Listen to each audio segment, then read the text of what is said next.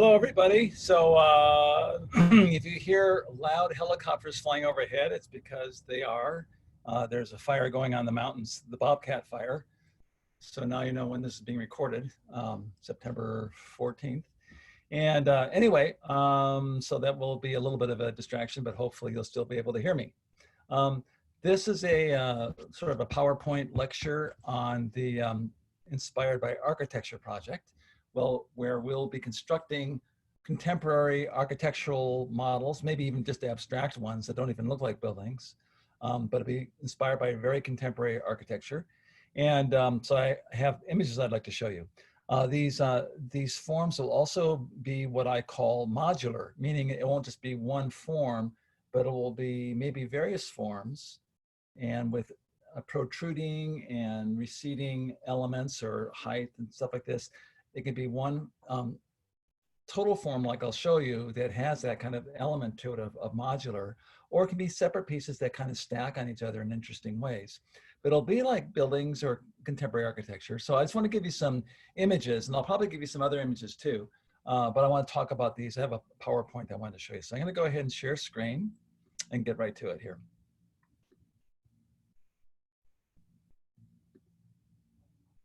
So you'll be making about 6 to 8 slabs maybe, and they'll probably be about that size, almost a foot or so. Maybe you can start with 4. Why don't you start with 4? If you think about a cube, just a basic cube, it has 6 sides, correct? So you need to have enough clay to make at least 6 sides for just one cube. So, and depending on how big you want to go, there isn't really a size constraint. You know, you can go, I probably wouldn't get it too much larger than this, but you know, it can keep being this ballpark. So you can go from there. You can go as big as you want. I'll show you some things that in this PowerPoint that are rather big. Again, it's inspired by architecture, contemporary, and it'll be modular, like a few pieces that can be moved around maybe to make a larger work, stacked, or just put together like a little cityscape, maybe even. So anyway, let me go to the slide show, and I'll start showing you some works. It can be abstracted. So there's this sort of this rectangular box here, triangular box here, and this here. This is kind of a wall hanging, but you can see there's modular. So, and this is very abstracted, but very architectural. So it can be like this, as opposed to being literal buildings. Although some contemporary architecture looks just like this, except we'll probably have windows. These are very difficult actually to make, but it's very possible. I'll show you how to make them in the demo. Again, this part comes out, this part's here, these are added on. I made one very similar to this.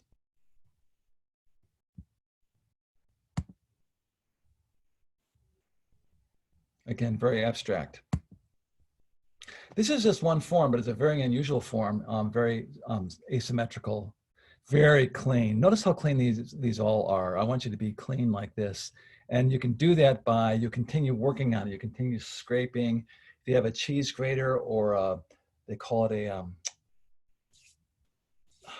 it's a planer, but it's not a planer, it's more like a rasp.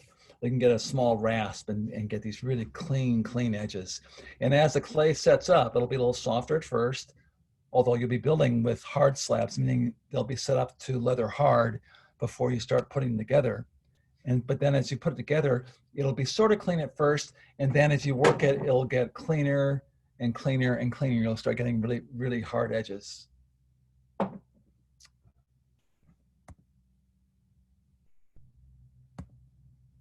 I made one almost exactly like that. Actually, sometimes what I'll do is I'll look at an architectural model or an abstract model like this.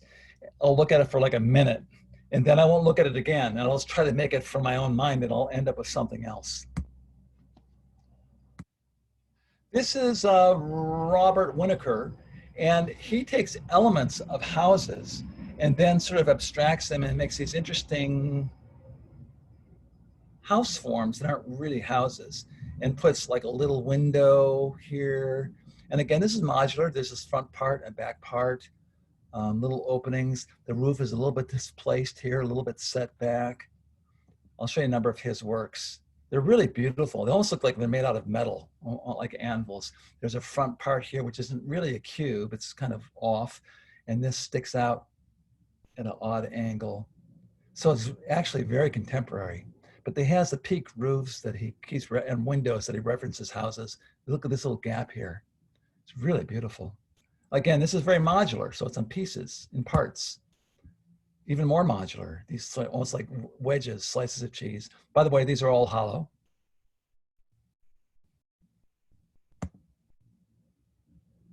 He does beautiful slip designs on these. It's probably wood-fired. A ladder kind of going to nowhere. He's abstracting the fire chimneys. Again, the peaked roofs. This is protruding. These are receding. I like how this is sort of a negative space of this. It's quite lovely. Whoops. Was that the right one? Yeah. Again, so we have protruding, receding. This is lovely. 3 different pieces. I like how this resolves over here and comes over to here, like one solid line and a broken one here. I don't know how he did that, but it's pretty interesting. And again, modular. So these are just laying up against each other. So again, it doesn't have to be just one form. You can make other forms and put them together into a little thing. I'm not gonna. I like how he takes elements again, like at the window and then a stairway, but he puts them in different places that aren't functional. So it's like it's a house. We know it's a house, but it's not functional like a house. A house inside of a house. Chimneys, windows again, peaked roof.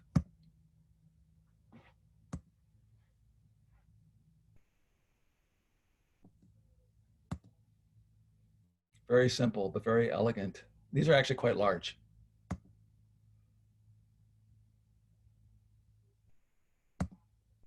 I love the whole triangle thing. I think it's really quite effective. These opening slits are really provocative. I did that on there's a little bit of a gap in here. I don't know if you can see that I think is very effective, having these gaps. And it's round, it's square, but things are kind of offset. This part here, this part over here recedes, etc. Not all in the same plane. Frederick Fisher worked with Frank Gehry, the architect who made Disney Concert Hall, but Frederick used to work for him. And this is one of the most famous galleries in Los Angeles, down in Venice, called LA Louver. We have different materials. This is sticking out. This cement brick is protruding from this part. This is receding. We have a screen here, which is used a lot in contemporary architecture. This whole middle part is receding. That's even receding from there. This back part recedes. This part protrudes. So we have this going on, levels and protruding, and it's very modular. Again, receding, protruding, receding, things offset. This is not in the same plane as this, it's like that. Lovely, I'd like to live there. I like how this comes in at an angle. This is like a screen, this recedes in. There's just a lot going on here, which is very interesting to look at.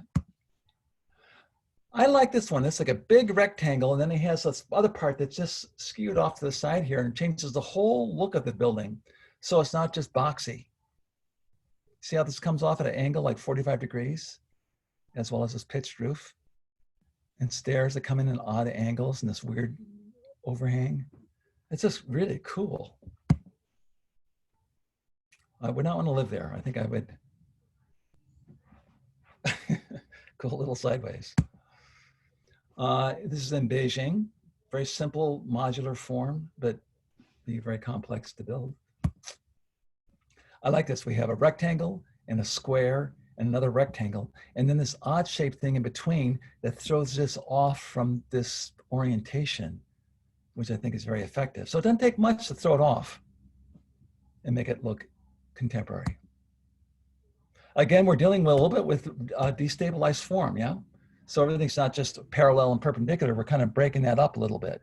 And it's a good example. All of these are good examples of stable versus unstable, or symmetrical versus asymmetrical.